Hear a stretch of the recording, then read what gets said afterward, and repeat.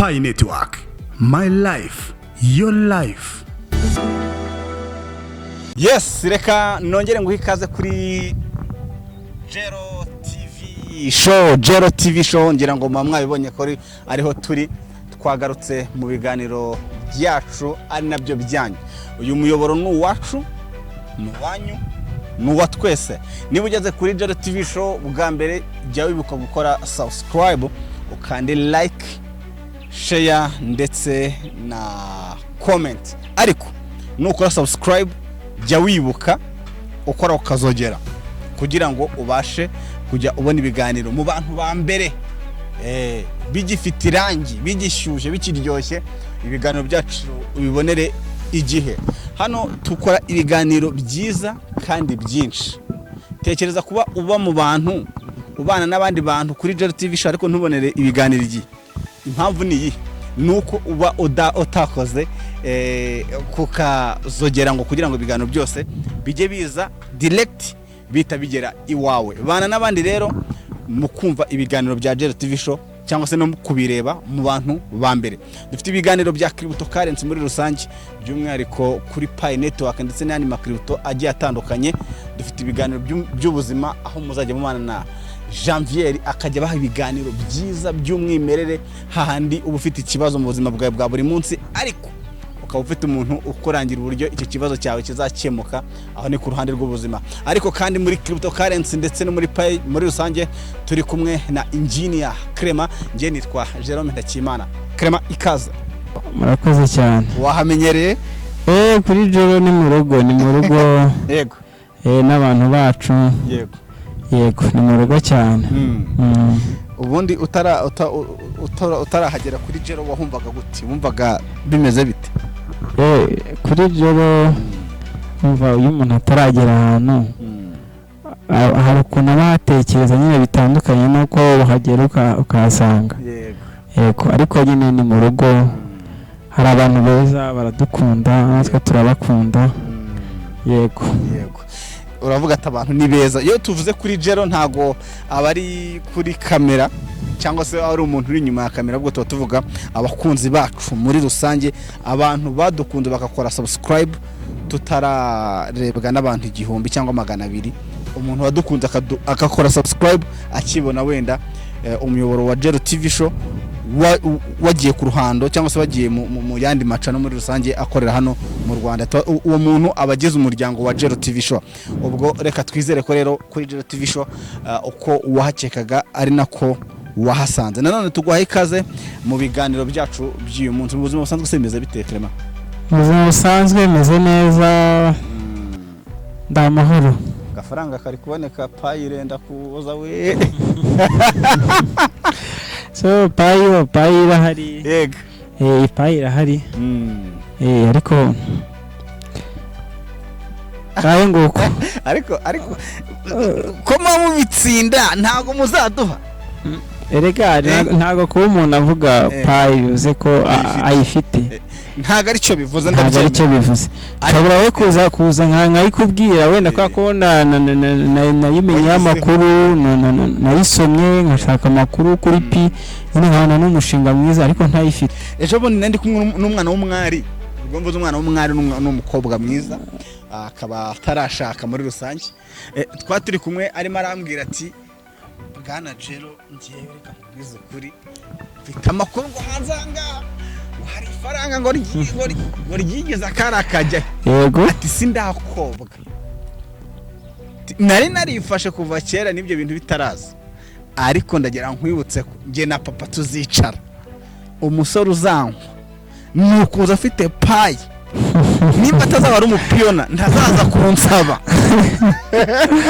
Ubu abari bacu nibagiye kujya bakobwa byibuze nka Pi 100 zaba ari nyinshi. Ahubwo uwo mubyeyi wabuze ko kantu aba ari umuhanga cyane. Yego. Uwo mubyeyi wabuze Pi akamenya gukosha umukobwa we Pi 100 yaba ari umuhanga cyane. Kandi n'uwo mukobwa ugatereka nsange umupiyoni. Umukobwa yaba yiteganyirije kuko Pi iyo ngiye kuyivuga nyine numva akanyamuneza kuzuye umutima sinjya mbona amagambo nayivugamo kuri kuko pi ni ikintu gikomeye oya hoye pi ni ikintu gikomeye cyane. Okay, nibyo uyu munsi ugiye kutuganiriza ku ki engineer? Uyu munsi tugiye kuvuga ku kintu bita amasoko agiye gutrendinga cyangwa se yatangiye gutrendinga yego muri iyi si ya crypto by'umwihariko kuri Pi Network. Agiye kuzatanga ibicuruzwa ukatumiza ibicuruzwa hanze ubundi ukishyura muri Pi. Nibyo turongera tunavuge no ku bantu bibwa amapayi yabo uburyo bakirinda ubwo bujura bwa Pi kuko buryo umuntu yakwiba Pi 5 Pi imwe abakwibye ikintu gikomeye cyane cy'agaciro. Nibyo muri rusange tujye kuganiraho muri uyu munsi. Yego tuguhaye ikaze rero, ikaze mu kiganiro cya Pi Network. Tuguhaye ikaze engineer. Murakoze cyane. Yego twanzikire ku ayo masoko agiye kuza ari kuza yiyongera kuya yarasanzwe hari. Ukuvuga ngo aho ibintu bigeze twarabivuze kenshi kandi nanone turacyabivuga n'abandi barabivuga batandukanye. Ibintu byose burya bizakorerwa mu ntuza muri Pi Browse. Ayo masoko services zitandukanye tuzazikora muri Pi Browse. Rero barimo kugenda babishyiramo gake gakeya. Mu minsi izaza bazadakora update ya Pi Browse na Pi Network muri rusange. Ayo masoko yose bamaze kuyashiramo muri Pi Browse. Aho rero tuzasangamo ayo masoko ayo ari international ariko hari n'andi azakorera mu gihugu cyacu cyane no mu bihugu by'abaturanyi Burundi, Congo, Uganda, Tanzania, Kenya, Benin, Cameroon, ni ibihugu bitandukanye. Yego by'umwihariko CB Rwanda ariko ikaba ikomoka i Burundi. Ndumva DMD wa CB Rwanda bamwita Bosco, Jean Bosco. Yego umugabo w'umuhanga cyane. Nkunda kumukurikirana. Uriya mugabo yavuze ko ku itariki 14 z'ukwa gatatu bazatangira gutanga ibicuruzwa na service. Yego kandi bagendeye ku giciro cya GCV. 14 z'ukwezi kwa gatatu tugiye kwinjiramo. Yego amagambo ye yavuze rwose ntabwo ari ukumubeshyera n'ibyo yivugiye mu magambo ye. Iyo ni hari n'izindi company zikorera mu Bushinwa. Hari umugabo umwe witwa Olivier. Yego Otis Group. Numva abantu bamuzi.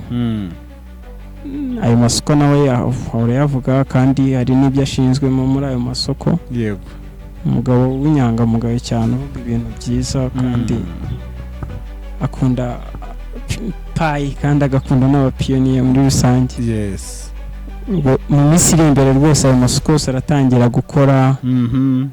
Tugezeho ibicuruzwa ko yari arimo avuga ko bazajya badutumiriza ibintu hanze bashaka mukagira n'amasezerano yuko bazajya bajyawe no kubukorera. Yego kubudekarira muri Majerwa. Yego cyangwa se bakabikuzanira wowe ukabyikorera muri Majerwa. Yego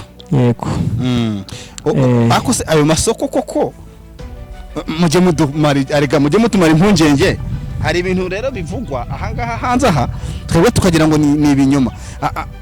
SIB izazi twubakire koko.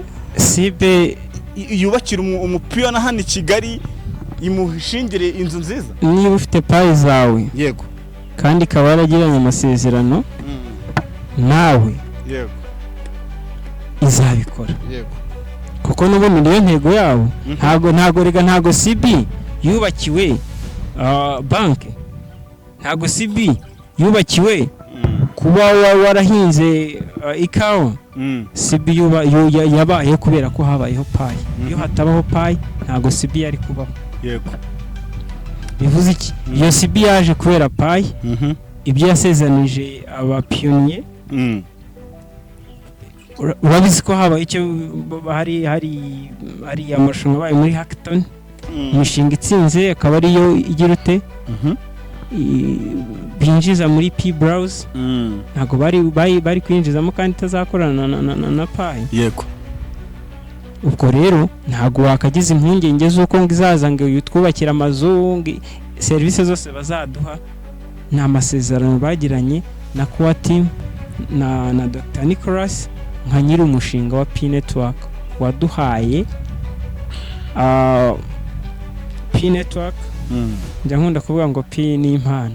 Waduhaye impano ya P Network. Yego. So ubwo rero ntago yakora ibinyuranyije n'amategeko bagiranye na Core Team cyangwa na Dr. Nicholas. Yego. Bagomba kubikora. Yego. Wenda icyo umuntu atakemeza umunsi wa none, ariko nanone nta nubwo nanabihakana kubera ko DMD wa CB Rwanda yarabivuze. Yavuze ko bazaduha ibicuruzwa na service muri GCV. Bivuze ngo abantu bafite za Pi mwe koko bigiye kubimpamo cyane rwose. Cya giciro koko igiciro nimba ari 300 si miliyoni hafi 400 harya. Zirenga. Bivuze abantu bazi imibare badufasha. Abantu nvango umuntu bakadushyira muri comment atubwira ati ni miliyoni zingizi. Ariko urumva izo ni mu munyarwanda. Abari i Burundi, abarundi, abari Uganda, abari hakurya Tanzania na za Kongo na za Kenya. Ariko Kenya aho urebye ari munsi y'u Rwanda, ari hejuru y'u Rwanda rikazemo gake. Niryo rikaze. Nta nubwo ari gake amafaranga y'amanyakenya yarahenze kurusha abanyarwanda. Yego. Ariko nk'amarundi usanga nk'idolari rimwe kuri Binance mu marundi ari nk'ibihumbi 8 birenga hafi 9. Yego. Mu gihe mu Rwanda idolari ari 1,400 n'utundi duceri turengaho. Ubwo umuntu ufite Pi imwe muri GCV ahagaze miliyoni 400 zirenga z'amanyarwanda. Yongeraho ngo z'amanyarwanda. Z'amanyarwanda mwuka byaramwe. Nibyo. Hari andi masoko ari bugufi ahangaha uretse izo za OTC na za CB. OTC ntago ari isoko. Ahubwo Olivier ukora kuri OTC. Yego. Ari na GCV ambassador of Rwanda. Yego. Of Africa, sorry. Nyine hari amasoko, hari amadokima yakoze mu minsi yashize atumiza ibintu mu Bushinwa. Numva ibyo bintu akunda kubivuga, urumva n'ubegera ukabavugisha bazagutumiza. Kandi natwe mu minsi zaza hari uko Nyagasana babigenza natwe Gero TV. Yego. Tukaba twagirana amasezerano n'amakampani. Yego. Natwe tukaba twageza kubadukurikira ibicuruzwa na service. Bivuzwe na engineer. Ntago engineer avuga ikintu kitari cyo. Bizakunda urumva niba bidufashamo. Yego. Bazisunga Gero TV. Bazisunga Gero TV. Yego. Batugeze icyo cyifuzo. Natwe tuzakitekerezaho. Dushake uburyo twabahuza n'ayo masoko. Yego. Maze nabo bakabona kuri ibyo bicuruzwa na service. Warumwe ati muri GCV. Yego. Warumwe ati ntago OTC ari isoko muri rusange. Nanjye nimbaje ngo uretse wenda Sibo hari ayandi masoko yamaze kuza. Hari ibyo nabonye bita Zipto. Ni isoko cyangwa? Zipto nayo ni company nayo izatanga. Yego. Ibicuruzwa na service. Ariko nabonye bazibana ku bintu by'itumanaho. Yego. By'itumanaho urumva iyo haje bavuze by'itumanaho hazaho n'ibintu bya electronic. Byose yabigendana. Ubwo rero amasoko yazaza menshi cyane. Uyu munsi wena ntago na mentioninga wenda ngiyiri twaba tuzayo ngayo, ariko nandi azagenda amenyekana uko bukeye nuko bwije. Yego. Kandi bizagenda neza cyane. Reka twizere ko ayo masoko abitazahera mu birere uko umwami Yesu Kristo tumutegereje imyaka irenga 2000 ariko tuzategereza iryo soko rya G7 ntimuntera amabuye ariko rimwe na rimwe tuba tugira kwibaza tubati ese bitinze nkuko igiciro cya payi cyaje kuri 2 kandi twari tuzi ko kizaza hejuru ko yavuzwe cyane ubuho ntago bishobora gutinda nibyo ngemba nibaza nk'umuntu bibaza cyangwa se akaba yabariza abandi bapiyona muri rusange ibyo byibaza nk'undi mupiyoniya wese ntabwo yabara kubyibaza abaza ngo se igiciro kizatangazwa ryari icyo cya G7 muvuga za G7 ariko ndumva muri sashize navuze ngo ukwezi kwa gatatu kuzasiga amateka muri P network ukwezi kwa gatatu kuzasiga amateka muri P network bivuga ngo umuntu uri ku kiyedi uyu munsi afite payi akore ameze nk'agiye kubatizwa nakora ikiyede atuje ashira umutima hamwe yego udupitwe afite aturekere kuri waretiye ubundi akora ikiyede nk'uko yarasanzwe agikora ahubwo umuntu n'inyangamugayo n'intwari umuntu wagiye gukora ikiyede akavuga ngije ku madolari 2 reka ntugumisheho nese twicare ngo dufite payi abantu ntabwo mvuze ngo abantu bicare ntibakore nk'ibisanzwe ariko nujya no mu kazi ka telefone kawe ujya ugashyira kure ugatsimbe kure umuntu ari igihe umuntu agutwara agatelefone kawe akagutwara n'ibyawe byose cyangwa se wanakagurisha igihe umuntu agira gutya bikanga akavuga atereka nze ntangaga property kanjye yego warahize ukagatangana n'ibyawe byose email password za P network n'izindi mining waba ukora izo arizo zose yego cyane ko mpita nanagucamije ijambo gatoya cyane ko bijyanye na mining hano ugiye kujya utubwira mining zigiye zitandukanye zirahari rwose zirahari nyinshi izo ntazi ni nyinshi so rero niba we yaragiye gukora icyo kintu yego nagikorana umutima utuje sina ngombwa ko nabo bakorana ikiyede bamenya ko yabaye ari umukire w'ahazaza si ngombwa we byimenyere ku giti cyawe yego uvuge ku mutima uvuge ati mfite ikintu cy'agaciro ukora ibyo ugomba gukora igihe nikigera bazabana nyine utakiri wa wundi wakoraga ubuyede yego reka tutegereze turebe reka twihute ntabwo ikiganiro kiri buze kuba kirekire tujye uravuze ko tubuze kutuganiriza ku bindi bijyanye no kwibwa ukuntu abantu bagenda bibwa muri rusange yego ari ukuntu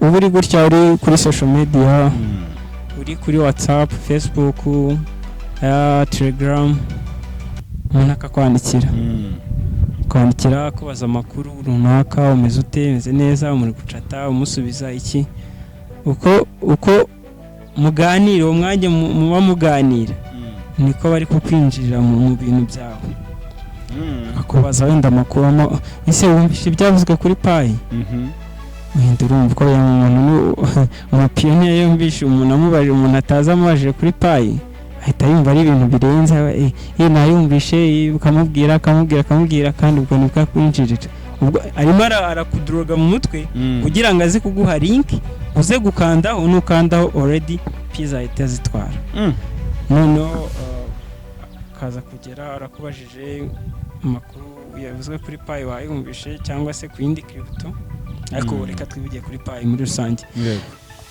yego akavuga ngo nayumvise agahita akabaguha link ugakandaho wumva ko mwabaye inshuti wakandaho nta nubwo bigisaba gushyiramo passface ukanda kuri iyo link kuko hanze aha dufite abahanga mu bijyanye n'ikoranabuhanga umuntu akaguhakinga kuko tuba dufite abantu bagiye biga ikoranabuhanga telecommunication guhakinga iki bayize za software bize za web designer ibintu bitandukanye nyine bijyanye n'ikoranabuhanga. We uko abantu biga gushaka amafaranga nyine aciye mu ikoranabuhanga n'abandi bakiga uburyo bazayabiba biciye mu ikoranabuhanga. Akaba barakujishije gutya gwa link bayifunguye ugifunguka payi zawe tayari zikaba ziragiye. Ariko nje iryo ni ikosa ndi bushinje ko timu cyangwa se ba nyiri umushinga.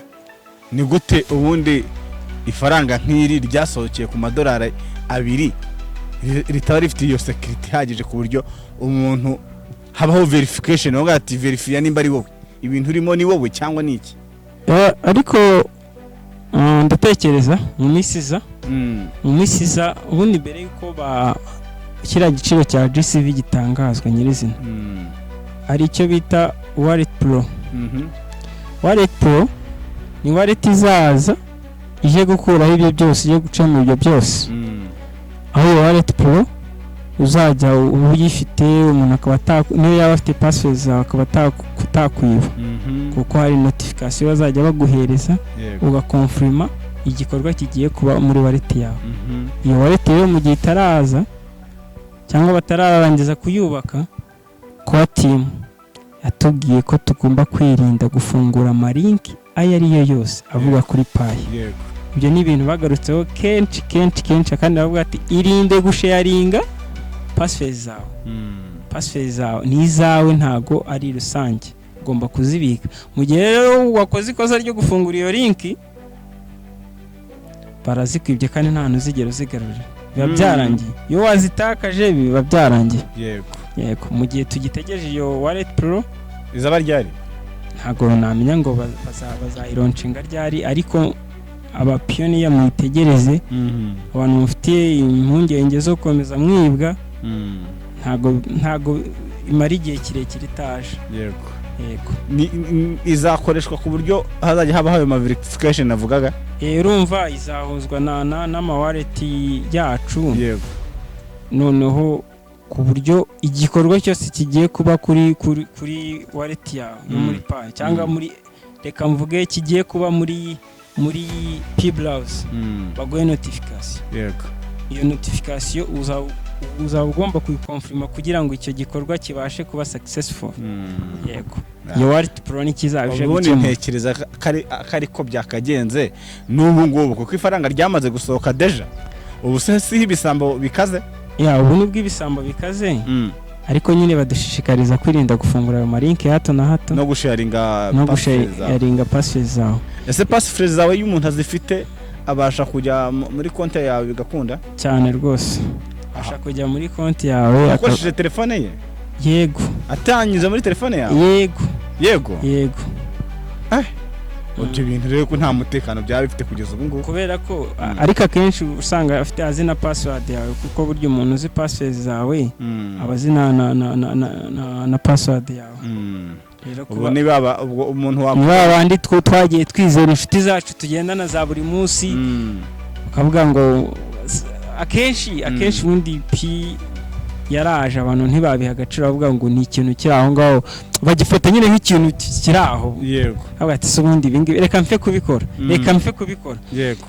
Ndabyibuka hari abantu twagiye duha Pi ukavuga umuntu nyine ukamenya Pi wayimenya ukavuga mfite inshuti yanjye twiganye cyangwa se tubana mu buzima busanzwe ukavuga reka bro hari ikintu bari kuvuga cyitwa mining kizatanga amafaranga wagishyize muri telefone yawe kuri smartphone. Watereka reka bitware niba amafaranga ntuzame. Yakakubwira gutyo urumva iyo bikubwiye gutyo ntabwo itumureka ukareka nze mwigishe wenda musobanurire nubwo wenda tutari dufite ibyo dusobanura icyo gihe. Ariko uyu munsi wa none ba bantu bagiye banga Pi araguhamagara kuvuga ati akakubaza amakuru ya Pi ngo Pi bigeze yakoresha ngo Pi bigeze he. Already nuko yatangiye kumenya amakuru kuri yo ahubwo yabuze uburyo akubwira ngo ongera uyime. Kandi umuntu ugiye kwihabwa ubu ngubu azajya abona udupayi duke. Urumva agomba kubona udupayi duke. Leta yagiye imanuka kandi nano bikimanuka. Ko mu by'ukuri Pi irakomeye. Kuri Pi irakomeye. Inshuti zanjye Pi irakomeye. Umuntu ufite Pi afite ikintu cy'agaciro ko niba pi iri ikiri gukorerwa mining umunsi wa none ikaba iri ku madolari iriho pi ni urundi rwego kandi koko ejo mu kiganiro bavuga ngo pi ntagererana cyane rwose pi is not conformist. Yego. Yes. Twizere ko abantu bazifite ntabo tuzabona basaze bananiwe gucunga bananiwe kwiyakira. Urumva muri societe burya ntago abo bantu babura ntago abantu babura muri societe kubera ko hari umuntu nyine ubona ikintu kimubaye kubyakira bikamunanira akajya mu bintu bitari ngombwa. Yego. Nyine management yikaba nkeya. Yego. Akabura umuntu mu managing ariko ugiye amahirwe yo kuba ufite umuntu muganira akaguturisha akavuga ati tuza ibi ngibi bibaho iki kandi nanone burya amafaranga yose baguha umubare wose baguha w'amafaranga nta mushinga ufite wo kuyakoresha agupfira ubusa. Yego. Ubwo rero ahubwo icyo gihe wowe niba wenda hari udupira runaka ufite cyangwa se hari amafaranga runaka uteganya muri pi tangira ushake n'umushinga uvuge ngo aya mafaranga ninyabona nzayakoresha ibi ngibi. Yego. Reka twizere ko abantu bamayininze payi batazamera nk'abatarazimayininze kuko aka kanya tuvugana payi ni amafaranga bikuzwa akagera kuri momo. Yego. Ubwo rero mugani twizere ko abantu bamwe mu bantu bageze payi nyinshi batazatubera nyine abantu bamwe nyine twita sinzantukanyira vuga ngo uriya muntu ni ikibura buryo. So ikinyarwanda kiragoye ururimi rwacu ruragoye kandi akenshi nta nubwo tunaruzi ntabwo ururimi rwacu turuzi uko byari bikwiye. Ariko